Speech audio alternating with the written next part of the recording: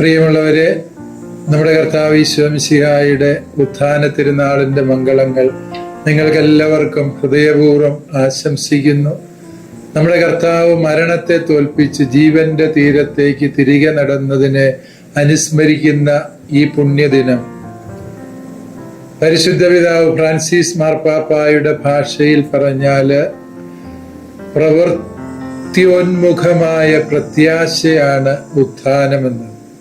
അതായത് ഉത്ഥാനം നമുക്ക് വലിയൊരു പ്രത്യാശ പകർന്നു തരുന്നുണ്ട്.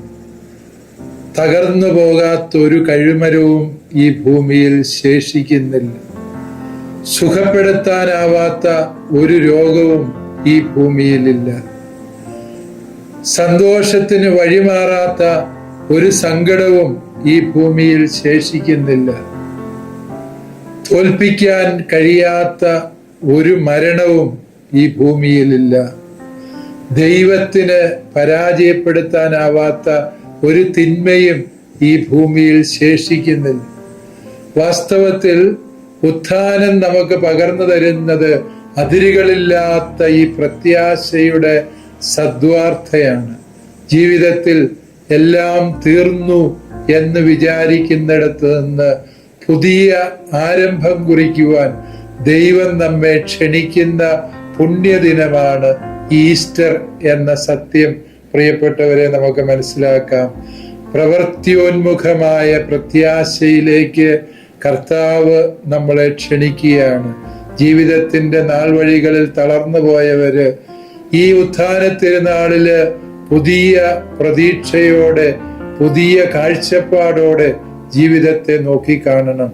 കാരണം നിന്റെ ജീവിതത്തില് നാളിതുവരെയും കരുനീക്കിയ തിന്മയുടെ ശക്തികൾ അവരുടെ വിജയം ആഘോഷിക്കുന്നുണ്ടാകാം. അത് ദുഃഖവെള്ളിയാഴ്ച ചിരിച്ചത് സാത്താനാണ്. സാത്താന്റെ പക്ഷത്ത് നിന്ന് സർവരും ചിരിച്ചു എന്നത് സത്യമാണ്. ആ കൂട്ടത്തിൽ പീലാത്തോസും കയ്യാഫാസും അതുപോലെ പ്രധാനാചാര്യന്മാരും പടയാളികളും ഉണ്ടായിരുന്നു. പക്ഷേ അവർ മറന്നുപോയി. അവസാനത്തെ കരുനീക്കി വിജയം പ്രഘോഷിക്കുന്നത് ദൈവമാണ് എന്ന സത്യം മറന്നു പോകുമ്പോഴാണ് നാം നിരാശപ്പെട്ടു പോകുന്നത്. പ്രിയപ്പെട്ടവരെ, ദൈവപിതാവ് അവസാനത്തെ വിജയക്കരു നീക്കിയത് ഉത്ഥാനത്തിന്റെ തിരുനാളിലാണ്. നമ്മുടെയും ജീവിതത്തില് എല്ലാം തീർന്നു എന്ന് വിചാരിച്ച് നാം നിരാശപ്പെട്ടിരിക്കുമ്പോൾ ഇതാ ദൈവം അവസാനത്തെ വിജയത്തിന്റെ കരു നീക്കുന്നു.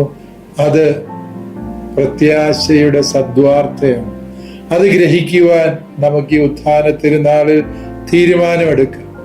വീണ്ടും ഈ ഉത്ഥാനത്തിന്റെ തിരുനാൾ നമുക്ക് പകർന്നു തരുന്ന മറ്റൊരു വലിയ സദ്വാർത്തയുണ്ട്.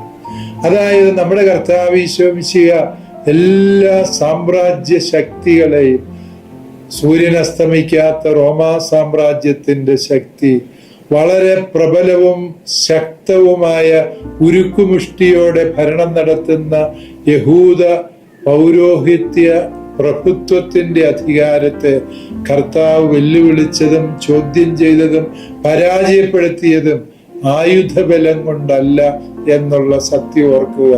കാരണം അക്രമത്തെ അക്രമം കൊണ്ട് നേരിടുക, തെറ്റിനെ തെറ്റുകൊണ്ട് നേരിടുക, അതിലൂടെ വിജയം വരിക്കാം എന്നുള്ളത് നമ്മുടെ തെറ്റിദ്ധാരണയാണ്.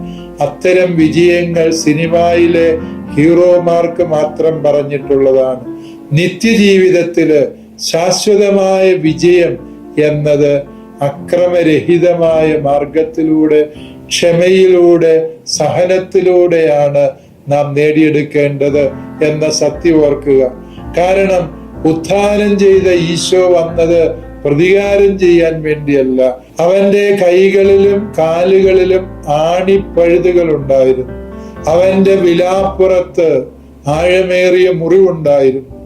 ഈ മുറിവുകൾ ചൂണ്ടിക്കാണിച്ചുകൊണ്ട് ഇതിന് കാരണക്കാരായവരോട് പ്രതികാരം ചെയ്യാനല്ല കർത്താവ് വന്നത്. കർത്താവിന് പറയാൻ ഒന്നേ ഉള്ളൂ: സമാധാനം നിങ്ങളോടുകൂടെ.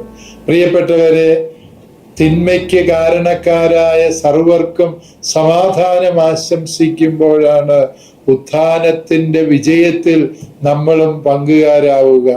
നമ്മളെ തകർക്കാൻ, നശിപ്പിക്കാൻ പരിശ്രമിക്കുന്ന ഒട്ടനവധി വ്യക്തികളും പ്രസ്ഥാനങ്ങളും ശക്തികളും ശത്രുക്കളും ഉണ്ടാകും എന്നുള്ളത് സത്യമാണ്. സഭയുടെ ചരിത്രം പരിശോധിച്ചു നോക്കുക. മതമർദ്ദനത്തിന്റെ കിരാതമായ നാൾവഴികള്, ക്രിസ്ത്യാനികളെ മുച്ചൂടും തച്ചുടയ്ക്കാൻ വ്യഗ്രതപ്പെട്ട സാമ്രാജ്യ ശക്തികള്, പ്രത്യയശാസ്ത്രങ്ങള്, അവയുടെ എല്ലാം മുമ്പിൽ സഭ എങ്ങനെ അജയ്യയായി നിലകൊണ്ടു എന്ന് ചോദിച്ചാല് വാളെടുത്തിട്ടല്ല, മറിച്ച് കർത്താവിന്റെ ഈ വഴിയെ നടന്നപ്പോഴാണ്. എന്നാണോ സഭ വാളെടുത്ത് പ്രതിരോധിക്കാൻ ശ്രമിച്ചത്, അത് കുരിശുയുദ്ധങ്ങളുടെ പരാജയ പാതകളാണ്. എന്നാൽ എന്നെല്ലാം സഭ ക്ഷമയോടെ ക്രൂശിതന്റെ വഴിയെ നടന്നോ, അന്നെല്ലാം സഭ വിജയത്തിലെത്തി എന്നുള്ളത് സത്യമാണ്. ഈ ക്രിസ്തുമാർഗത്തെ ഇല്ലായ്മ ചെയ്യാൻ പരിശ്രമിക്കുന്ന ശക്തികൾ എല്ലാ കാലഘട്ടത്തിലും ഉണ്ട് എന്നുള്ളത് സത്യമാണ്.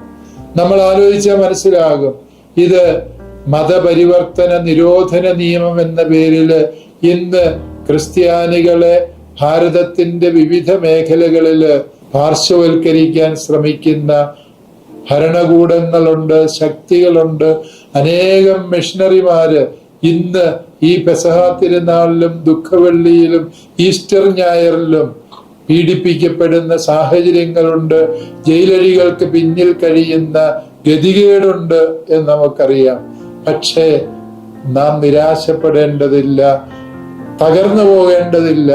കാരണം അവസാനത്തെ കരുനീക്കാൻ കർത്താവ് വരും എന്നുള്ള പ്രത്യാശയുടെ സന്ദേശം നമുക്ക് പകർന്നു തരുന്നുണ്ട്.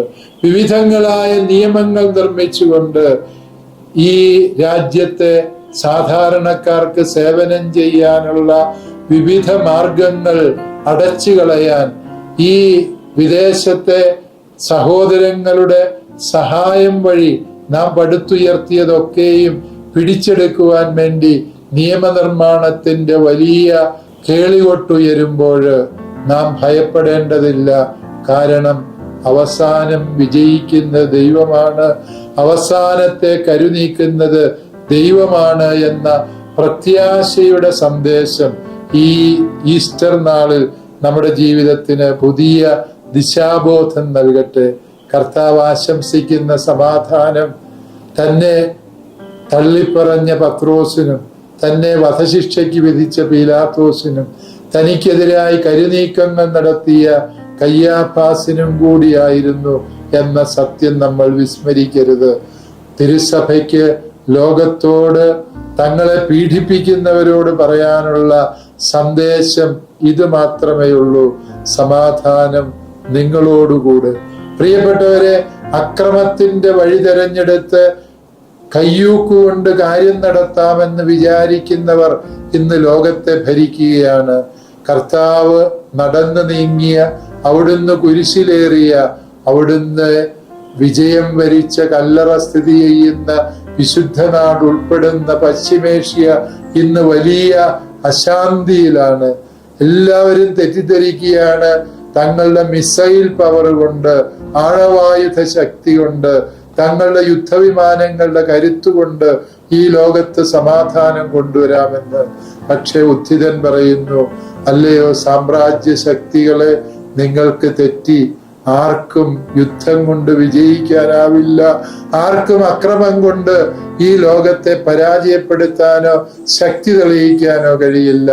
യഥാർത്ഥ ശക്തി എന്നത് എല്ലാ മുറിവുകളും സ്വന്തം ശരീരത്തിൽ ഏറ്റുവാങ്ങി ആ മുറിവുകളെ കൃപയുടെ ഉറവിടങ്ങളാക്കി മാറ്റുന്ന, സമാധാനത്തിന്റെ ഉറവിടമായി സ്വന്തം മുറിവുകളെ മാറ്റുന്ന കർത്താവിന്റെ തൃക്കരങ്ങളെ ധ്യാനിക്കാതെ ഈ ലോകത്തിന് സമാധാനമുണ്ടാവില്ല എന്നുള്ള ശക്തി പ്രിയപ്പെട്ടവരെ നമുക്ക് തിരിച്ചറിയാം.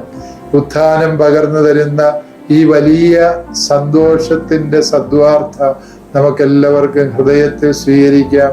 ഉത്ഥിതനായ മിശിഹ തന്റെ തൃക്കരങ്ങൾ ഉയർത്തി, മുറിവാർന്ന കരങ്ങൾ കൊണ്ട് അവിടുന്ന് ലോകത്തിന് ആശംസിക്കുന്ന സമാധാനം ലോകത്തിന് ഈ കാലഘട്ടത്തിൽ ഏറ്റവും ആവശ്യമാണ്.